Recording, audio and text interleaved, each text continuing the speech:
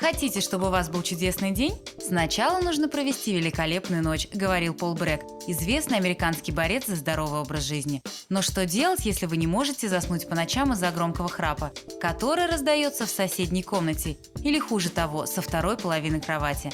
Однако храп – это не только враг крепкого сна, а в первую очередь это сигнал нездоровья организма. Если говорить о храпе, то нужно сказать, что это очень серьезный симптом пациента. Это говорит о глубоких нарушениях центральной нервной системы. Причин храпа множество. Многие из них вообще неизвестны. Если говорить об оториноларингологии, основная причина храпа – это все-таки начало его, это затрудненное носовое дыхание. Чаще всего из-за храпа страдают тучные мужчины, ведущие малоподвижный образ жизни. Но не только. Особенно нужно бить тревогу, если захрапел ваш ребенок.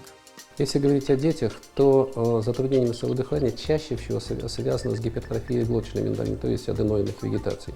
Вторая, третья степень, когда сильно затруднено носовое дыхание.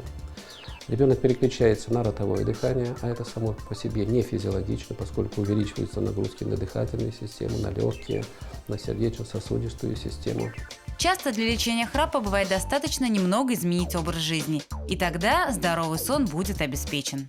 Мы в первую очередь должны сказать пациенту, что это системный подход должен быть. То есть следить за весом, вести подвижный образ жизни, свободно дышать носом, правильное положение тела во время сна, с разогнутой головой, с тем, чтобы дыхательные пути были открытыми. Сначала он должен обследоваться в сонной лаборатории, так называемой, сделать исследование, которое называется полисомнография.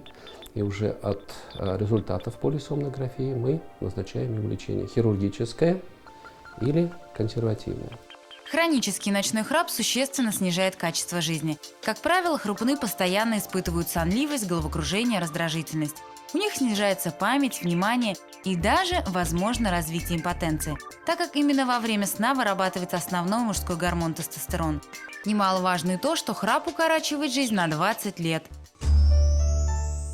Медицинский центр Корал – это клиника европейского класса. Все медицинские услуги на основе эндоскопических японских технологий. Прием ведут гинеколог, уролог, травматолог, лор, в том числе детский. 277 88 47.